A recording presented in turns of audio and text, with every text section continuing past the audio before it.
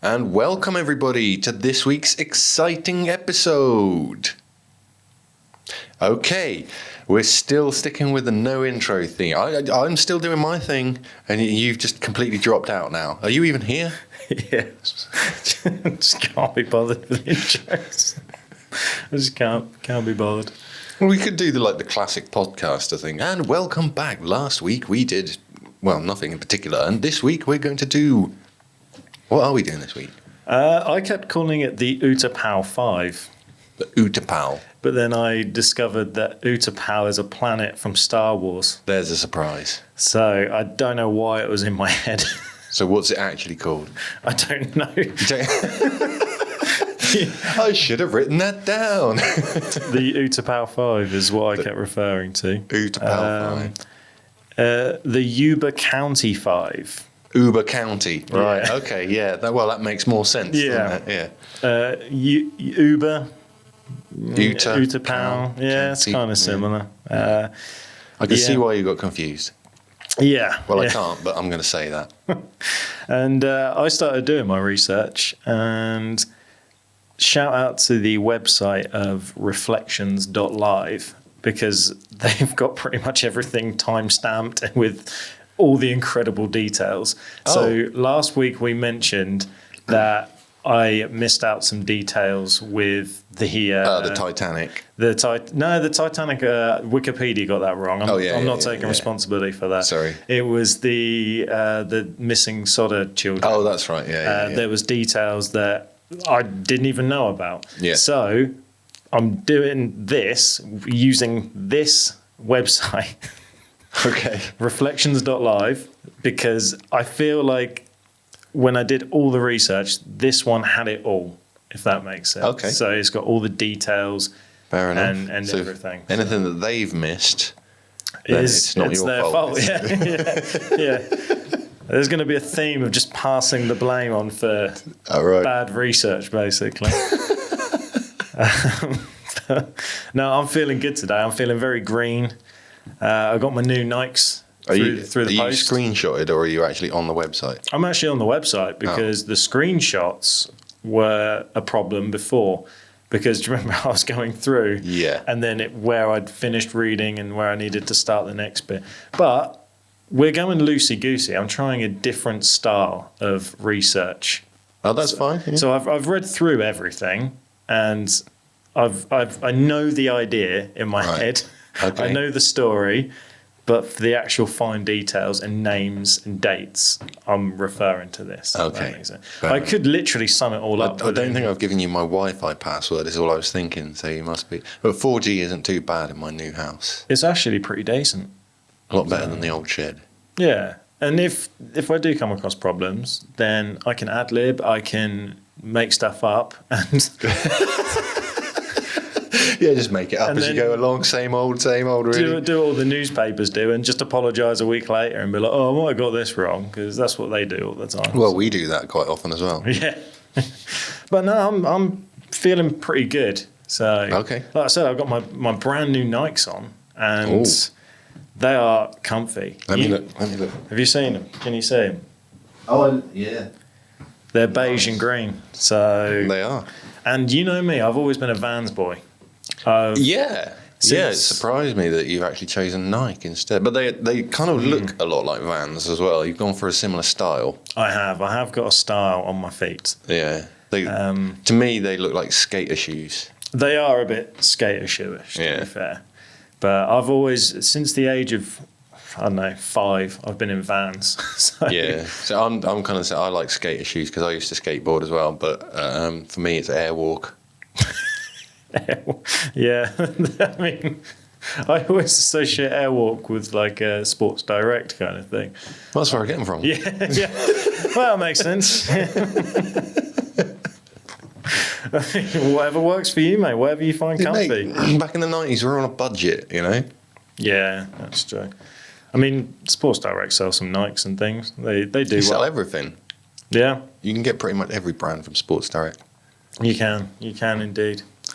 But I'm feeling good, mate. I'm feeling loosey-goosey. We're going to give it a go. I'm going to read through and Well, I would tell you how many people have petitioned that you need to do intros again from last week's episode, but we haven't had those results yet. We won't find out for a few more weeks yet. Yeah.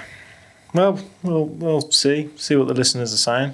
But more importantly, before we get started on this big mystery, you know what today is, don't you? It's the 27th. We're still here. There's no bomb dropped yet. There's still time. There's still time. There's still, a few hours left of the day. But, yeah. So far, so good. Touching wood. But, yeah. Everything seems all right. Let's not speak to... Here we are, sat here, just, listening out. Yeah. Well, I even looked up the news and there was nothing... It doesn't really look like it's impending doom, does it, at the moment? No, just countries going to war. Yeah. That's about it. Yeah. Well, Donald Trump actually having a go at Putin this time when I looked on Reddit this morning, but... Yes, yeah. Putin's been a naughty piggy. He has. But anyway, let's get past all that because it doesn't look like it's going to happen. And, there we go. Another one debunked. Yeah, we'll have to find out what's going on with 7, see if there's been an explanation for it. Now, let me take you back to June 4th, 1978. A group of motorcyclists, including 16-year-old Roger Koch. Oh, what a great way to start. Okay. were riding their motorcycles through Puma Forest National Park. They're out riding through trails and enjoying the summer weather when something catches the eye slightly off one of the trails. Was it a Puma? It was a Forest Service trailer. Oh. These trailers, owned and maintained by Forest Services, usually had food rations and heat sources. However, this one, notably, to the group looked abandoned, and the upkeep of it was very untidy and broken. Is that ad-libbing, or are you just reading now? I'm reading between the lines. You're right. It does say the windows were broken, so... Oh, so, yeah, okay. So, it looked a bit desertified. Yeah, basically. So Roger and the group decide, why not investigate it? So they open the door and poke their head in to see if everything was all right. But they would stumble upon a key piece of evidence and one of the strangest unsolved mysteries in American history. Dun, dun. This is the story of the Yuba County Five. There we go. What an intro. So we're going to... Entirely 100% Josh's, that. Yeah, well, I changed some words, you see. All right. I'm not doing it my way. I'm just reading what's on this website because it's just so much easier than me writing notes down and getting them in a jumble and things like that. So, for the background, the Yuba County Five are 5 young men who disappeared and were later found under mysterious circumstances. The 5 men were Ted Weher, Gary Mathias, Bill Sterling, Jack Madruga, and Jack Hewitt. All of these men were young adults ranging from early 20s to early 30s. However, each and every one of them had some sort of either developmental or psychiatric disability. Because of these issues, they all lived at home with their parents. All 5 of these men were said to be very high functioning, and these 5 men were known to their family and friends as the Boys. That was their nickname. What were they, like, just on the scale? They were all part of your clan. They were all on the spectrum. I couldn't resist. No, they were all on the spectrum, or right. They had like I think we'll get into some of them, but one of them was like really high functioning, and I think he was like just dyslexic and couldn't read or write. But apart from that, do you know what I mean? But they were known as the Boys, and they were all the 5 best of friends. They're the boys, my boys. And they did everything. They were inseparable from one another. They often spent their free time talking about sports, and they were really into basketball. That was the thing that they bonded over. And they met through something called the Gateway Foundation, which was the Yuba City Vocational Rehabilitation Center. Right. And they actually all played for a basketball team as well that's supported the foundation. I was invited to join a basketball team once. I imagine you'd be good because you're like 6'4". So 6'2", 3", something like that. yeah, In between 6'2" and 3". But no, it was the school basketball team. Oh, I was the only person that could score against them. What was the team? Just a school basketball team. Oh, I thought it was going to be like really cool, like the. No. It was just at school because like we used to play like King of the Ring with the basketball, and I was the only person who could actually knock the school team off the court. Yeah. So they asked me to join, and I was like, "What have I got to do?" And they said, "Well, you just got to come on." And I think it was like Thursday lunchtime and play basketball. And I was like, "Lunchtime? No, I'm not doing that. no, I ain't doing that." If it gets me out of a lesson, yeah, I'll do it. But Yeah, fair enough. not lunchtime. Was it the Ludlow Lilies? Might as well be, yeah. The Ludlow Lilies. Yeah, that's exactly what they sounded like, yeah. It's the greatest Welsh accent you'll ever hear. They were called the Gateway Gators, which I thought was a pretty cool name. Again, starting with the same letter. Yeah. See, I like that though. Like in teams, when you've got like the animals or they're named after something cool. Like we've discussed this before. Like I had a problem with one of the boats that we researched being called like the Dolphin because I thought it just sounded lame. Oh yeah, because it's like electric knife or something. Knife fish was better, wasn't it? Yeah. And it's like I think there's something about a team that it gets my support if they've got like a cool name. Like, I really like the Milwaukee Bucks in America. That doesn't start with the same letter though. Oh, it doesn't have to start with the same letter. Of course it does. Not for me. You have to have like the Norwich Narwhals or something. Yeah, they're the Canaries. Another prime example. Canary. Yeah, but a narwhal is so much cooler. Exactly. Yeah. I mean, to me, the letter doesn't have to be the same. I just think it has to be like something really cool for me to support it. Oh yeah. A water unicorn is so much cooler than a canary. I mean, if they were called the water unicorns, I probably wouldn't support them. That's what narwhal is short for, though, isn't it? They are basically, yeah, they are water unicorns. Yeah. But I mean, even like the Scottish people having the unicorn as their animal. The national animal. Yeah, it's kind of weird. It is, yeah. I mean, well, the Welsh dragons. They're mythical creatures as well, aren't they? So, I mean, yeah, you got to sort of give them a bit of leeway on that one. Yeah. Well, what basketball team do you guys support?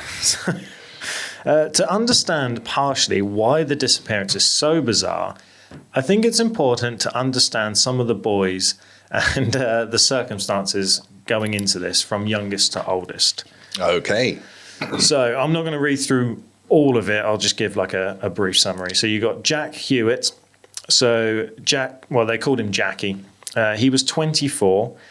He was born March 29th, 1953. So we're going back a few years. Yeah. He was the shyest of the group, and he struggled to get along from day-to-day life with conversations, and he had a speech impediment, and he was illiterate. So he was quite high on the spectrum. He was, yeah. But still functional. Very functional, yeah. From the accounts, from what I can read here, it was literally just he couldn't read and write, and he struggled to communicate, but he was quite intelligent. That's fair. Much like you. Yeah, pretty much. I mean, I can read, and I can write, and I can communicate. Well, you struggle with words. I struggle with words. Bigger than 5 letters, yeah. But I think partially that's undiagnosed dyslexia. It might be. Because I've noticed sometimes when I'm spelling certain words, like beautiful, I'll get like the E and the A round the wrong way. And then I won't notice it until after. Forget about the U completely.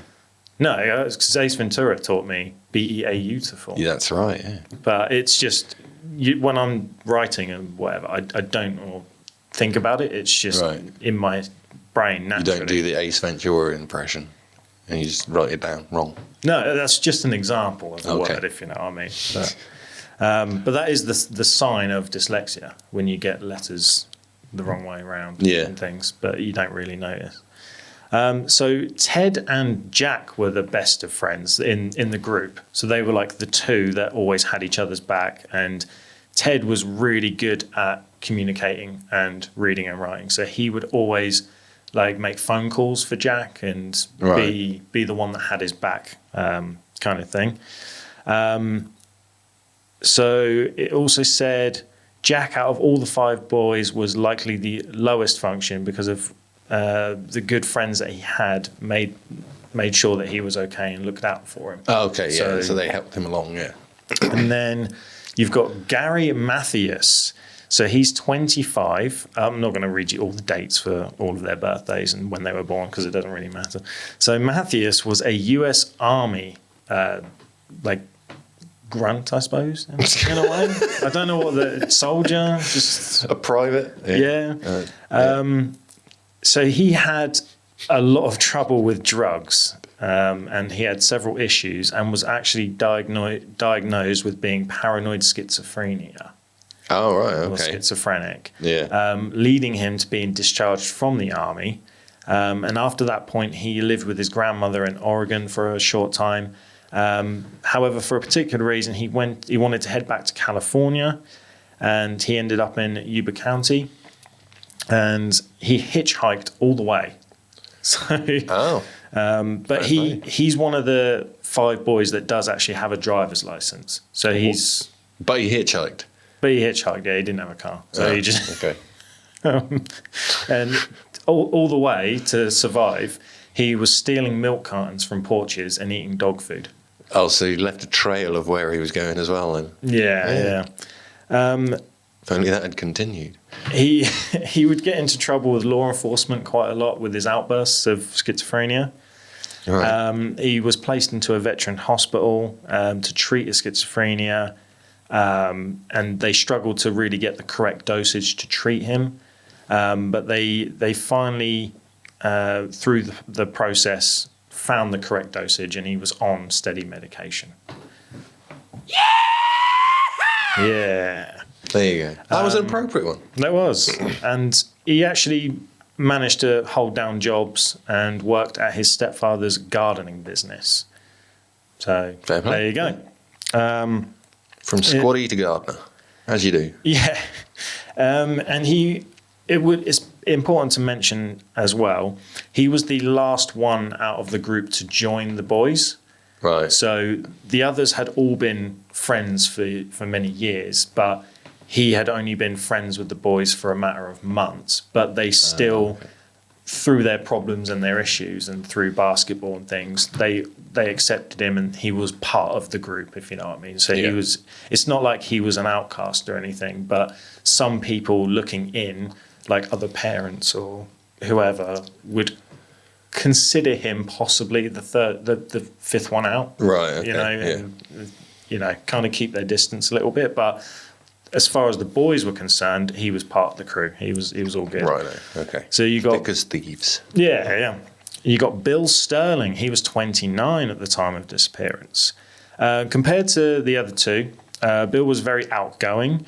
He graduated high school and deemed very religious. So he was the religious one of the group. It's kind of like, I feel like that's also appropriate. I feel like I'm saying this as if like they're all members of a boy band. Because I'm kind of giving So he was the religious one, the other one was the wild drug addict, and then the first one was the shy one. Yeah, they wouldn't be in sync; they'd be out of sync, wouldn't they? Yeah, they would. They would. That's pretty good. I'll give you that one. The boys' basketball coach actually said that Sterling was likely the most intelligent of the boys. Right. Then you've got Jack Madruga. He looks like that's like an album cover, isn't it? He looks like Meatloaf. Yeah, he does a bit. Yeah. He looks like a young version of Meatloaf. Yeah. Jack was 30 at the time of the disappearance, and he was the other person that could drive in the group. So only 2 out of the 5 boys had a license. Right. They could drive the cars. And he actually served in the army as well as a truck driver for about 2 years until he was also honorably discharged and sent back home. He got a job as a dishwasher. Yeah. Right. I assume a cafe. But he was a truck driver in the military, but couldn't get a truck driver's job out of the military. No, I just don't think he must have wanted to been do really it. good. Yeah. So, unless he was just really, really good at washing dishes. So, Yeah, it must have been, yeah. but yeah, like I say, him and Matthias were the only two with a license. But Jack was the only one with a car. So Ooh, remember that. Okay. It means that he was always the boys' designated driver. And he absolutely loved his car. And remember these next few details, because this is important. This comes back. So his prized possession was a turquoise and white 1969 Mercury Montego, and he wouldn't let anyone else drive his car. He kept it immaculate, completely clean, and with his learning difficulties and stuff, he was OCD about that car. Right. He didn't even let people roll the windows down. Oh. He was very particular about it. I bet he'd got a special zip-up bag for his wellies, hadn't he? Probably, yeah. Okay, yeah, I know someone a bit like that. Yeah? Who's that then?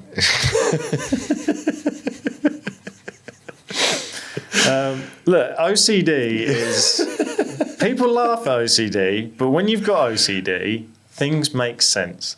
You've got dirty wellies, you put them in a dirty bag, and then you put that bag in your car. It stops things getting covered in mud. It's logical, and it makes sense. Yeah. So... remember that he loved his car. Okay. Okay? The Mercury Yep. Montego? Yep, that's the one. Right.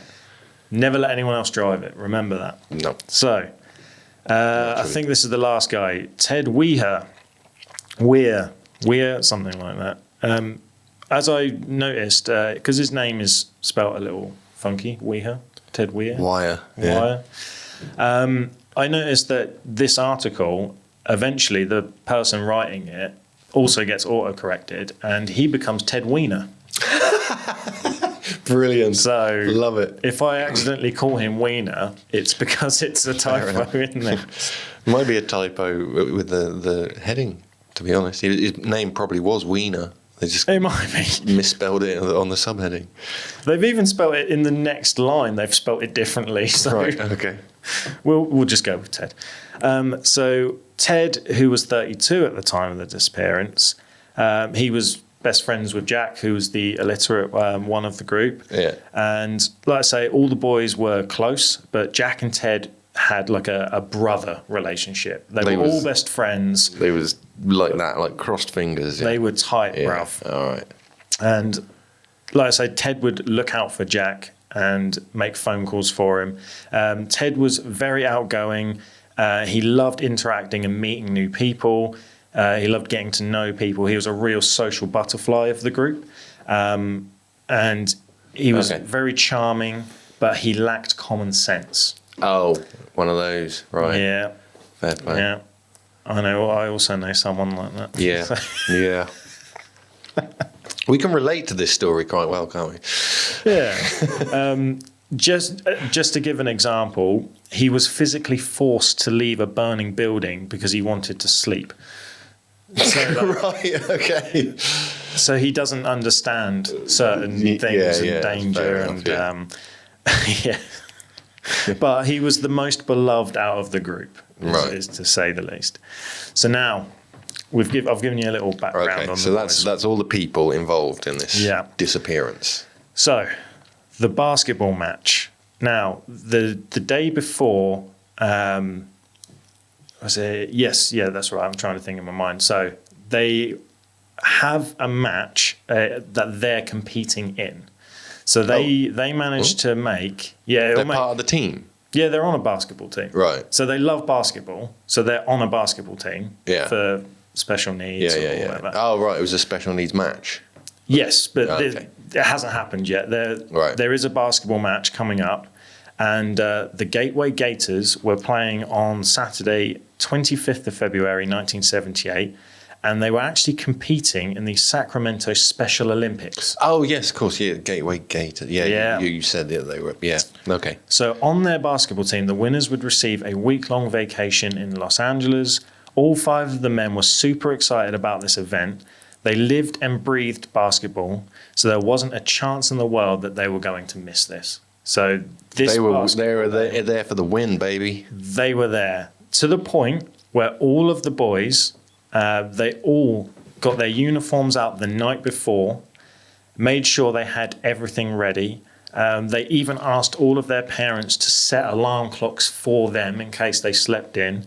They didn't want to be groggy for the game. They wanted to give it their absolute best. So they all agreed to have full 8 hours of sleep the night before, and go to the game. And they wanted to win the Special Olympics for their team. They lived and breathed basketball.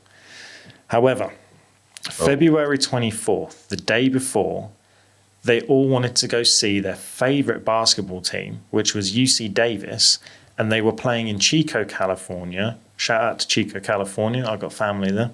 Nice. And hello, Josh's family. This is only about 50 miles away from Yuba City. So 50 miles away. Oh, not far from where they live then. Yeah. Exactly. So it's what? Less than an hour's drive. Hour drive, yeah. So, like I said, they prepared everything they could so they could go to their favourite team, go see their favourite team, come back in good time, and then they've got their own basketball team game the next morning. Wow. Right. And so they decided to go on this road trip and start heading to Chico to see their favourite team. The game likely led the boys with a sense of excitement as their favourite team had won. They were set to compete tomorrow and things were going well. It wasn't until later, though, after hours had passed, that their parents noted that they had not returned home. This was completely unlike any of the boys to come home late, without a call or anything, and especially with their basketball game the next day. Do we know that they turned up to the basketball match that they'd gone to watch? Yep, so they 100% went to the basketball game. They made a phone call from there or something to say that they'd made it. And they watched it, and it wasn't until later that night, obviously, when they should have been home after about an hour anyway, after they left. Yeah, and because they were so OCD and prepared for their own basketball game, the parents immediately said foul play. There's no way they would have missed it. No, they didn't want to miss their basketball game, no. So in the police investigation, they were able to narrow down their last confirmed sightseeing. What they found out was after the game was over in the boys' downtown, they called the market and ordered to stack up on some snacks for the road. So they purchased snacks at cartons of milk and sodas and general nibbles. So this is... smokes and road beers. Yeah. And this is also confirmed because they were seen on like CC or whatever. People had seen them at this place getting snacks. And this was 10 p.m. So that night after the basketball game, 10 p.m. So all they had to do was drive home. Long straight road. Yeah. So on February 25th, the day that they were supposed to compete for the game that they had been looking forward to, all 5 men were declared missing. The police logically began searching the areas between Yuba City and Chico, as the boys would have headed from Chico back to Yuba City, straightforward drive. Mm-hmm. It was said by their family that this was unlike any of them to venture out anywhere, as this was only 50 miles between the two cities, and all of the boys were so excited for their basketball game. And they took preparations. There's no way that they would miss this. Mm-hmm. So let's get into the details now. So suspicious car location. So 3 days later, on Tuesday the 28th, Jack Maruga's car was found. Maruga's car wasn't found anywhere between Chico and Yuba City, though instead it was found in Puma's National Forest, 38 miles away of Yuba City. But in the wrong direction. Yeah, complete opposite direction. Okay. The complete opposite direction, in fact, that the boys would have taken to get back home, if you know what I mean. So couldn't go more wrong. After the examination of the car, the police found the snack wrappers and the cartons inside from which they got from the market. Yeah. So there is evidence of them being in that location. Yeah. But they also found that the windows were rolled down. The keys were nowhere to be found in the car, yet it was still in immaculate condition. Well, it would have been because he was so OCD about it. Yes. For whatever reason, it was just abandoned in the middle of the national forest. It was in perfect working order, hadn't been struck, hadn't crashed, nothing. It was just handbrake on. Still got gas. Still got gas. Nothing wrong with it whatsoever. Police were baffled as they couldn't work out why the car had... It was almost as if someone had just pulled up and turned off the engine and walked away. Which he would never do because he was so OCD about his car. Yes, exactly. This is something that leans into it. So, with a bit of bad luck, the authorities ran into harsh weather conditions, and due to the snow, the search was postponed. In California? Yeah. Fair enough. Yeah. Didn't think it ever snowed in California. Yeah. Fair enough. It's just California just doesn't get snow. It's just sunny all the way. Yeah, it's all the time. It's always sunny in California, isn't it? Well, I think the posters and the billboards make it out to be, but no, they. I've never been there. I know you have. I haven't. Oh yeah. Well, I lived there for a little bit. They had really bad snow, so they postponed the whole search until June. So right. From there shouldn't be any snow in June, not in California. Yeah, so February to June, which is 3.5 months after the boys had gone missing. This is where... They're not likely to find a lot now, are they? No, but this is where the first statement I made with the motorcyclists, this is where they first find this is in June. So like I say, I won't go over the first bit, but they look in through the open door. However, they were hit with a terrible smell. The group of motorcyclists are ducking out of the door, retreating away from the trailer, gagging at the horrendous smell that hit their nose. Putrefied body inside, I'm guessing. Yeah. So Roger... How many? 1, 2? Well, Roger gathers up the courage to go inside and see what the source of the smell is. And he sees lying there a dead body, which ultimately found out to be the body of Ted. Right. And this is a nice one. Unfortunately, this is the first bit where as soon as we discover that it's Ted that's died, the next sentence is where they call him a wiener, which I thought was very insensitive. That is very inappropriate, really. Wiener's body was badly... Sorry. No, it's not right, man. I'm just reading the article, This is not my words, this is them. Wiener's body was badly decomposed, but authorities were able to tell that he had died from a combination of exposure and starvation. But I think that's Wire. I can't keep saying Wiener because it's not fair to him. Yeah. Wire. Ted. Ted was... When Ted was found, he had lost 80 pounds in the time that he had been gone in the 3 months in the woods. But what was interesting was they found layers of blankets over him, but his feet were exposed with no shoes or socks. And he was surrounded with plenty of food rations for all 5 men to live for many, many months. But he died of starvation. 80 pounds lighter than what he should have been. Yeah. You don't lose 80 pounds overnight. No, it was in the... Yeah. That's what I mean. He must have been there for a while before he died. Yes, but the first creepy thing is he was diagnosed and died due to starvation. Yeah. But he was surrounded by rations and blankets. That doesn't make sense. There was also propane to keep him warm, but the generator was never fired up. Right. So for whatever reason, none of the men had thought to turn on the propane or whatever, and just use the blankets.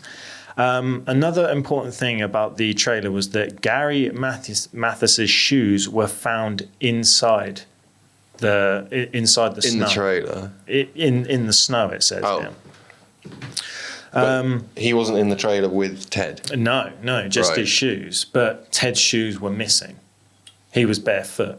Right. He didn't even try on Gary's shoes. Out of respect for his friend, I suppose, who we still don't know what's happened to yet. Well, this is the thing. So the evidence suggests that Mathis the army schizophrenic, him and Ted had made it to that trailer together. Yeah. This trailer was 19 miles away from the car Right. that was parked in immaculate condition. They had a trek, hadn't they? Yeah. Meaning that it was a substantial walk to get there. Was that even further in the wrong direction as well? It was in a different direction, yeah. Right. Yeah. So it gets weirder. It wasn't 19 miles back in the direction of their home. They just picked a right. No. So, like, if you can imagine, the car that they found was 38 miles away from, the opposite direction. Yeah. And then these guys were another 19 miles away further, if that makes sense. Wow. Okay. By foot as well. So I'll skip past that. Right. So I love how much research you put into this episode. Yes. So later on June 6th, Jack Maruga and Bill Sterling's bodies were found. They were located on the side of a canyon road about 7 miles south of where Ted and Gary were found. So another 7-mile walk. Their remains were even more decomposed, and it seems though through wildlife and the elements, it had got to them, and they were also found outside. When examining the bodies, it was seen that Maruga had actually had the car keys with him on the time of his death. So he had parked his car and taken the keys with him. Just decided to walk, yeah. On Wednesday, June 7th, Jack Hewitt's body was found. His body was too found outside, though another half a mile away from where Ted and Gary had tragically passed away. And unfortunately, it was his own father who found his son's remains as well. Ooh, that's harsh. So while 4 of the 5 men were found, the search persisted on for Gary Mathis. So all they've found so far is his shoes. Right. And remember, he's the schizophrenic army guy. Yeah. They searched for the whole area until finally on June 20th, they called off the search, and Gary Mathis has never been found still to this day. Oh, really? They've never found his body. All right. So the case is obviously strange enough because... it's pretty strange. It's looking like they all died of starvation and... what's the word? Because Ted was keeping it all to himself, but not eating it. Well, no. I mean... He was surrounded by rations when they found him. Yeah, but it's odd that he just wouldn't eat it all. No, actually. He was just taunting them. He's like, look at all the food I've got. I'm not even eating it. Well, that's just stupid because he's basically killing himself. Yeah. Like... So, they could have just waited him out, really. Are we on the same thing here? Like, I'm finding it baffling that they've all died of starvation and they're all miles apart from each other. Like, and the car. I find it baffling that they even left the car in the first place, to be honest. Well, this is the thing. No one even knows why. The fact that the car keys were dash cams weren't a thing back then. 2 of the bodies were actually frozen to death. And all of them had food on them. They all had food supplies. Obviously, Ted had the most food supplies, but they all had coats and things as well. So it's just baffling there.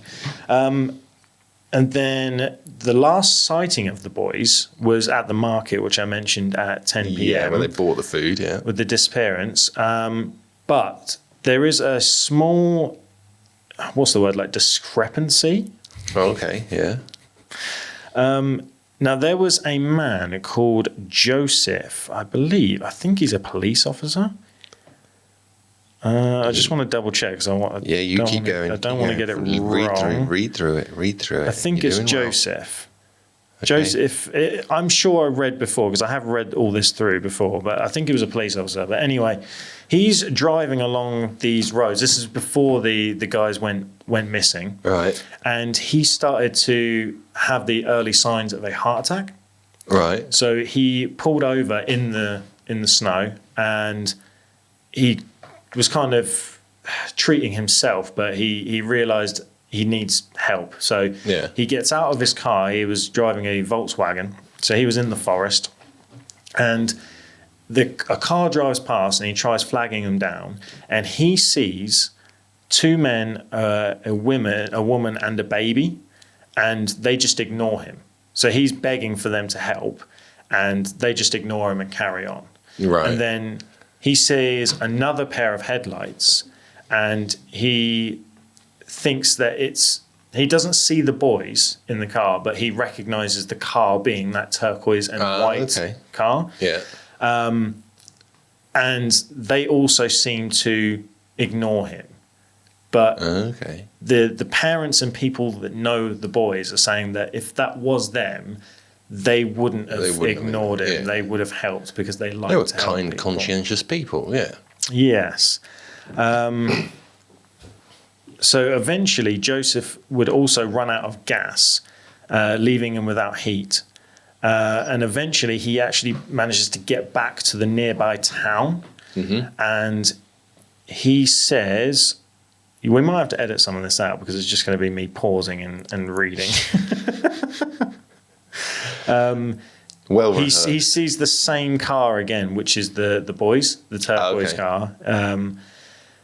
But when he was asked about the car that he passed that one night when he was parked at the side of the road, later by authorities, mate, this is, when it comes up with adverts. Yeah, I was going to say, you're trying to dodge the adverts there. There's always the way, isn't it? You get like 2 sentences and there's an advert and then another 2 sentences and an advert.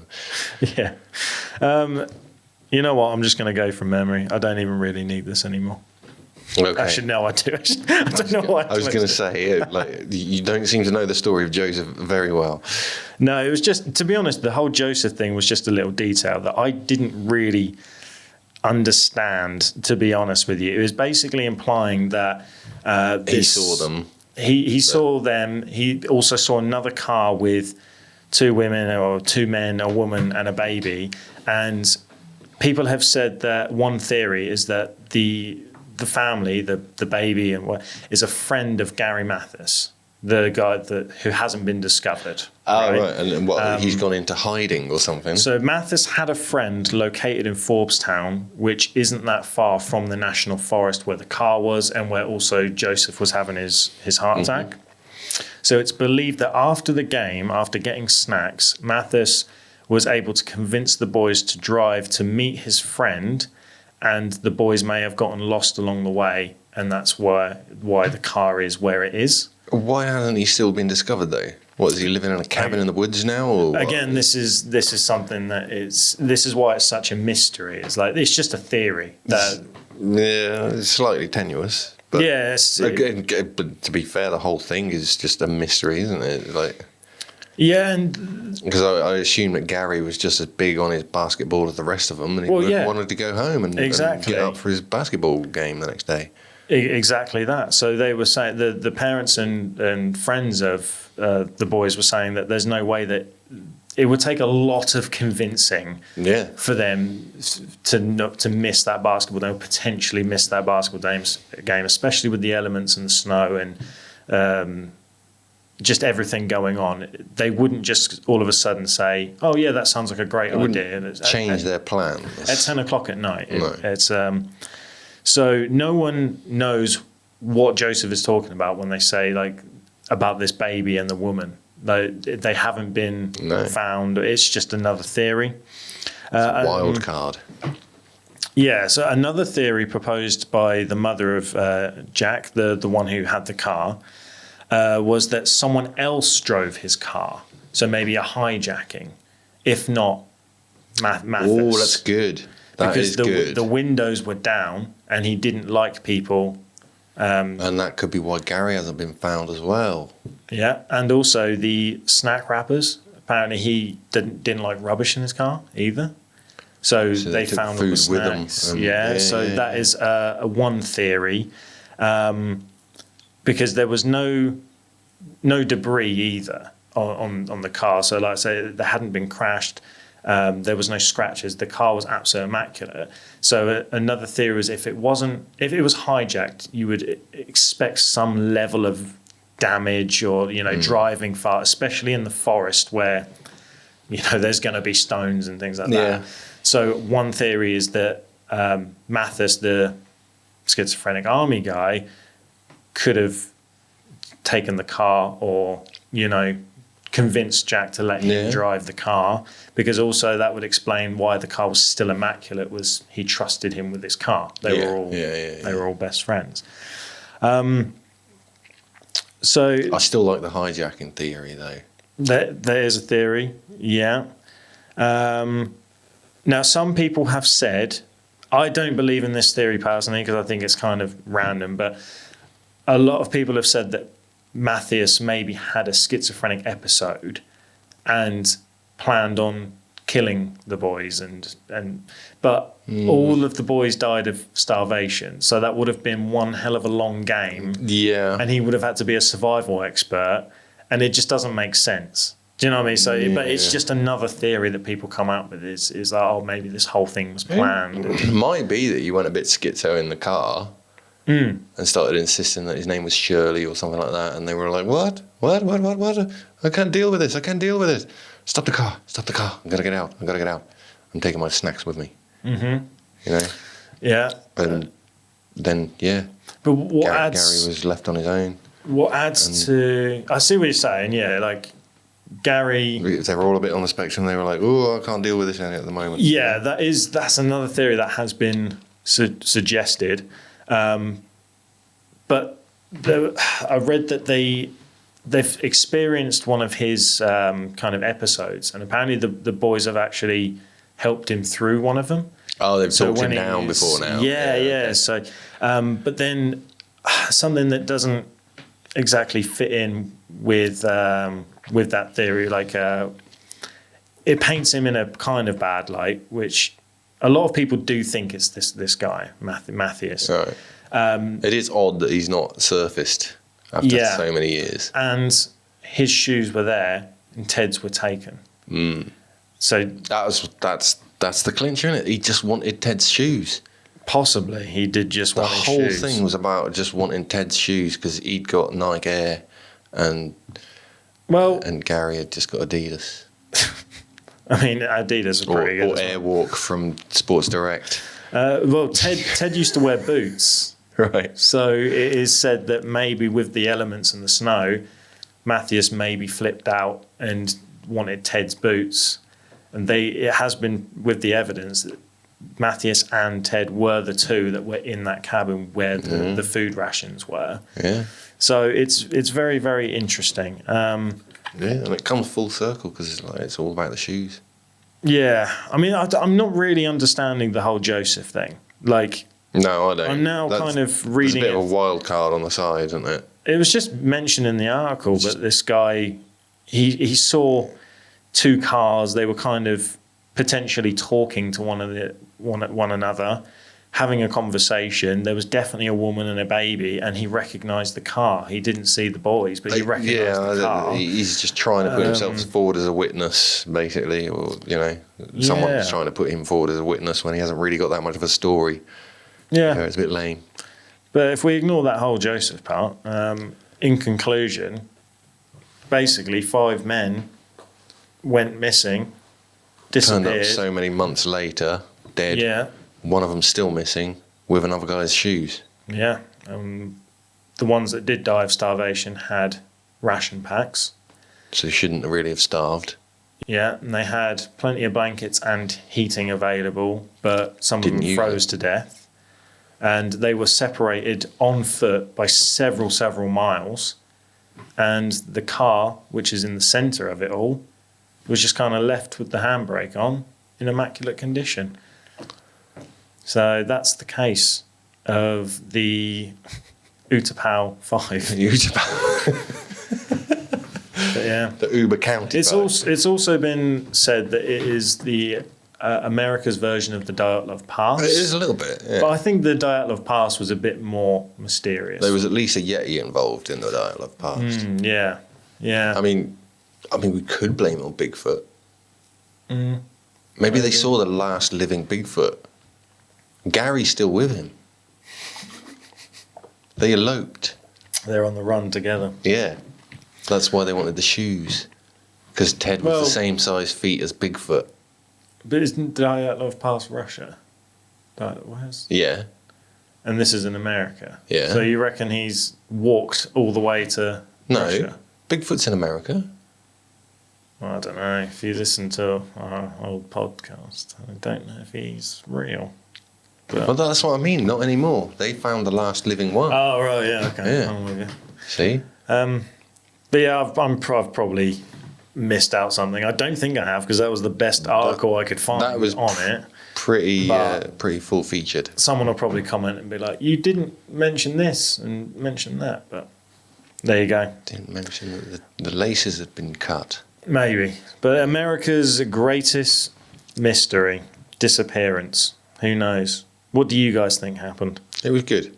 I would, if I was going to put it to the paranormality scale, I think I'd give that a solid 7.7. Yeah, mysterious. that's fair. Yeah. I'd give it more. I should give it more. I don't know, because I think you've just... I think 7.7 is fair, because why they shouldn't have died. They shouldn't have died. No. Really? You've just added to the mystery. 7.7. 2 sevens is 14. 1 plus 4 is 5. There you go. Yeah. 5. The 5 of them, the boys. Yeah. So you've got to give it a 7.7. Yeah, okay, fair enough. Yeah, 7.7. Because they had all the amenities that they needed to live, and yet they didn't live. It's weird, and one's still missing. So I mean that in itself is a mystery. Yeah, 7.7. I'm sticking with some 7.7. What would you give it? I'm gonna give it an 8.3. No particular 8 reason. minus 3 is 5. Bam. There you go. It makes sense. Yeah, I think it happened in the 70s, so it's a while ago. But they've still not been able to work it out. They don't know what happened. Multiple theories. But 7.7 and 8.3, the average would actually be 8.0, so that's fair, I think. Pretty decent. Yeah. It's pretty decent. It's a solid 8. That's our first paranormality rating since we come back. Yes. And we are keeping up with the paranormality. We're not just because Josh has given up on his intros doesn't mean we're giving up on the paranormality rating. The scale lives. I'm going to take down the scale. It's what differentiates us from the rest of the rabble. I'm going to burn it all down. I'm going to be extra sassy, and I'm going to make this podcast a living hell. Not just for you, but for the listeners. And I won't stop until we've reached the peak of the mountain. And we are a 9.9, and we're in the top 5% of podcasts. And only 1%, then, 1%. That is when I will stop. Until then, I'm going to be a tyrant.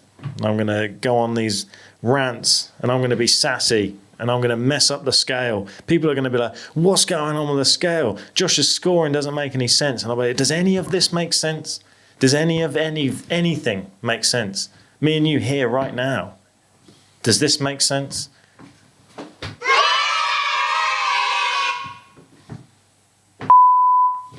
All. All of it. Burn it all down. Okay, well, there we go. We're back in the proper flow. Thank you for joining us today. Good to have you with us again.